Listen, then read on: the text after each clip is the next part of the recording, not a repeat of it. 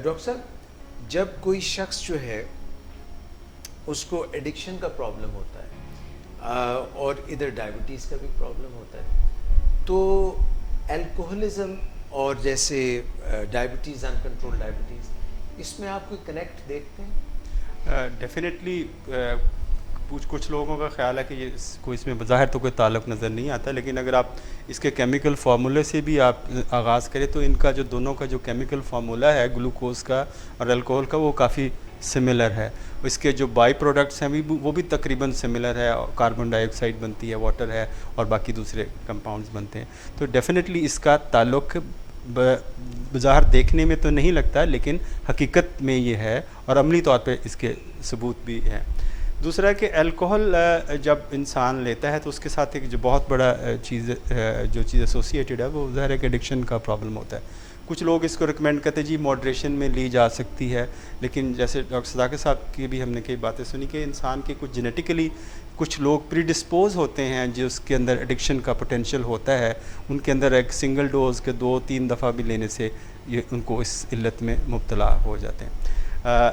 और इसमें जो अल्कोहल और डायबिटीज़ में जब हम सिमिलैरिटी की बात करते हैं तो एक हम टर्म यूज़ करते हैं फैटी लिवर, यानी जिगर के अंदर चर्बी का जमा होना। तो अगर किसी को डायबिटीज़ होती है, डायबिटीज़ होने से कुछ साल पहले और बल्कि कुछ काफ़ी अरसा पहले उनके जिगर के अंदर चर्बी जमा होती है, क्योंकि जो मेटाबॉलिज्म है वो इम्पेयर्ड हो रहा होता है, उसकी वजह से फ़ैट डिपॉजिट हो रही होती है। जब जितनी फ़ैट डिपॉजिट होती है उतनी इंसुलिन रेजिस्टेंस ज़्यादा होती है, क्योंकि जब इंसुलिन रेजिस्टेंस होगी ये एक बहुत बड़ा पॉजिटिव फैक्टर है उसकी डायबिटीज़ की कॉजेशन में। सिमिलरली जो पेशेंट अल्कोहल लेते हैं उनके अंदर भी फैटी लिवर डेवलप होता है, तो ऑलमोस्ट वही सेम मैकेनिज़्म होते हैं जिसके अंदर डेवलप हो रहा होता है। और दूसरी जो बात है कि जो डायबिटिक पेशेंट हैं उनके जब फैटी लिवर होता है तो इंसुलिन रेजिस्टेंस की वजह से जो अल्कोहलिक पेशेंट हैं उनको डायबिटीज़ होने का ख़तरा ज़्यादा होता है। उसकी वजह ये है कि एक तो अल्कोहल के अंदर जो एक्स्ट्रा कैलोरीज होती हैं वो ली जाती हैं, लेकिन बाज़ लोग ये कहते हैं अल्कोहल का जो इमीडिएट इफेक्ट ये होता है कि वो कहते हैं जी हाइपोग्लाइसीमिया होता है। इनिशियली आप पहला बिंज लिया, 2-3 बिंज लिए तो उसके बाद हाइपोग्लाइसीमिया होता है। तो बहुत सारे जो पुराने अल्कोहलिक्स हैं वो डॉक्टर साहब भी जानते होंगे, उसके साथ कार्बोहाइड्रेट का थोड़ा सा इंटेक रखते हैं, नहीं तो हाइपोग्लाइसीमिया वो वर्स हो सकता है। लेकिन इन द लॉन्ग रन इसका जो इफ़ेक्ट है वो हाइपरग्लाइसीमिया का इफ़ेक्ट आएगा। तो एक तो ये बात होगी। दूसरा अल्कोहल जो है वो पैंक्रेटाइटिस कर सकती है, यानी पैंक्रियाज जो हमारा लबलबा है, जो इंसुलिन बनाने वाला एक फंक्शनल ऑर्गन है, उसको भी अफेक्ट करती है। तो उसके साथ अगर वो अफेक्ट होता है तो उसमें भी डायबिटीज़ होने का ख़तरा आपको ज़्यादा हो जाता है। जिस तरह हम बात करते हैं कि डायबिटीज़ है वो आपको न्यूरोपैथिक करती है, आपकी नर्व्स को अफेक्ट करती है, पाँव की नर्व्स अफेक्ट करती है, जिस्म की सारी नर्व्स अफेक्ट करती है। अल्कोहलिक न्यूरोपैथी भी एक एस्टैब्लिश एंटिटी है, तो वो भी अल्कोहल भी उसी सिमिलर तरीके से अफेक्ट करती है। और बाज़ औक़ात में प्रैक्टिस में हम देखते हैं डायबिटीज़ की प्रैक्टिस में कि जिन लोगों का शुगर लेवल काफ़ी हाई होता है, मुसलसल 300-400 की रेंज के अंदर होता है, और हम अपना इलाज शुरू करते हैं, इनको गोलियां उनको देते हैं और उनको इंसुलिन देते हैं, तो उनका शुगर लेवल नीचे की तरफ आता है। तो वो कुछ इनिशियल फेज़ के लिए उनको वैसे सिम्टम्स फील करते हैं कि जैसे उनकी शुगर लो हो रही है, लेकिन जब उनका शुगर टेस्ट किया जाता है तो वो लो की रेंज में नहीं आता, वो तकरीबन 150 और 200 की रेंज में होता है। लेकिन उनका बॉडी उस तरह रीड कर रहा होता है कि ये उनकी शुगर हाइपोग्लाइसीमिया के इफ़ेक्ट्स दिखा रहा होता है।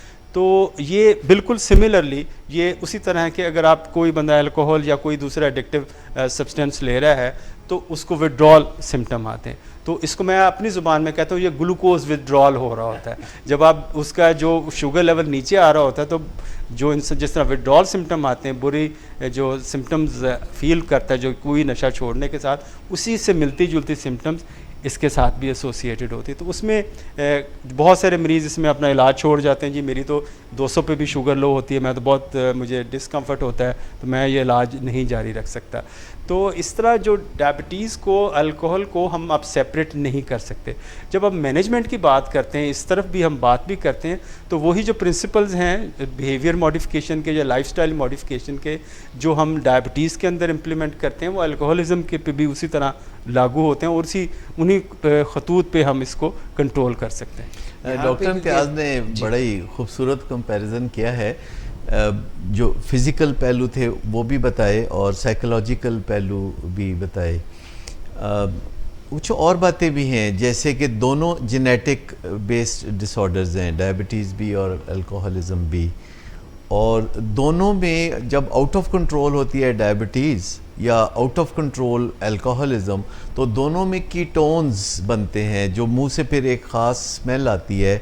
और डॉक्टर्स के जब इम्तिहान होते हैं तो उनको डिफरेंशियल डायग्नोसिस करने के लिए कहा जाता है कि कैसे आप फ़र्क पता चलाएंगे अगर आपके पास कोई मरीज़ आया है और उसके मुंह से मीठे गले सड़े फलों की कोई बदबू आ रही है, तो आप कैसे पता चलाएंगे कि इनको डायबिटीज़ है या अल्कोहलिज्म है। तो सर वो जो है अल्कोहल जो बनती है उसमें भी तो फल जो उनको फर्मेंट किया जाता असल है में ये गले से। कार्बोहाइड्रेट से ही बनती है, यानी शुगर के अंदर कुछ तब्दीलियां लाई जाती हैं। एक बैक्टीरिया है जो शुगर को अल्कोहल में कन्वर्ट करता है, और अज़ल से कोई 10,000 साल पहले इंसानों ने ये डिस्कवर की थी चीज़, क्योंकि उस ज़माने में इंसान जंगल में घुमा फिरा करता था और कुछ खाने को मिल गया तो ठीक, वरना भूखे रहे।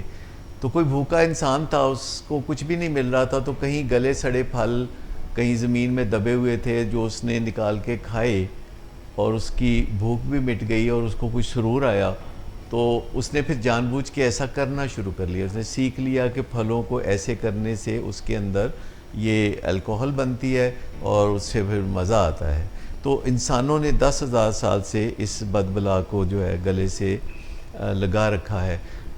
दोनों में जो सबसे अहम बात यह है कि दोनों मेटाबॉलिक डिसऑर्डर्स हैं, यानी डायबिटीज़ एक मेटाबॉलिक डिसऑर्डर है जिसमें कार्बोहाइड्रेट मेटाबॉलिज्म या तो कमज़ोर पड़ जाता है या ब्रेक डाउन हो जाता है, जैसे कि टाइप 1 में ब्रेक डाउन होता है और टाइप 2 में वो कमज़ोर पड़ जाता है। इसी तरह हमारे जिस्म में एक निज़ाम होता है जो शराब से मुतल्लिक़ है, जो शराब पीने से मुतल्लिक़ कुदरत ने पहले से ही बना के रखा हुआ है। और जब इस निज़ाम में कोई ख़राबियाँ पैदा होती हैं तो हम उसे अल्कोहलिज्म कहते हैं। वरना दुनिया में बहुत लोग शराब पीते हैं, उन्हें कुछ भी नहीं होता, और वो चाहे साल तक हर रोज़ पिएँ और वो एक नॉर्मल सी ज़िंदगी गुजारते हैं, और उसमें मामूली नुकसान होता है कि जो ज़रूरी फ़िक्र है वो भी दूर हो जाती है और इंसान लापरवाह सा हो जाता है। लेकिन कुछ ऐसे लोग होते हैं शराब पीने वालों में से कोई 10-12% कि जिनका जो निज़ाम है जिस्म में शराब से मुतल्लिक़ा वो कमज़ोर पड़ जाता है या ब्रेक डाउन हो जाता है, और फिर वो जितनी भी शराब पिएँ तो उनकी तसल्ली नहीं होती और उनका बहुत नुकसान होता है। वो होश खो देते हैं, उनकी मत मारी जाती है क्योंकि खून में टॉक्सिन्स सर्कुलेट कर रही होती हैं। दोनों में ये बात भी है कि जब तक जिस्मानी निज़ाम ठीक रहता है तो कोई ख़ास मसला नहीं होता, डायबिटीज़ में भी और अल्कोहलिज्म में भी। लेकिन दोनों में ये मुमासलत है कि जब निज़ाम में ख़राबी होती है तो फिर बड़े मसाइल आने लगते हैं, फिर ज़िंदगी गुजारने में बड़ी दुश्वारियाँ होती हैं, और डॉक्टर फिर कहता है कि ऐसे करो या ऐसे ना करो, डूज़ एंड डोंट्स बताता है, और ज़िंदगी में तब्दीलियों के लिए कहता है। और मरीज़ों के लिए हाँ करना तो आसान होता है लेकिन अमल करना मुश्किल होता है। तो आप देखते हैं कि अल्कोहलिज्म में भी इलाज में ये बुनियादी दुश्वारी है कि मरीज़ जो वादा करता है वो पूरा नहीं करता, और डायबिटीज़ में भी ये दुश्वारी होती है कि मरीज़ वादे तो बड़े बेशबहा करता है लेकिन पर अमली तौर पर वो ना खाने पीने में परहेज़ करता है, ना वॉक करता है, ना वो कुछ और अपनी स्ट्रेस को मैनेज करता है। तो बहुत कुछ इसमें मुमासलत है।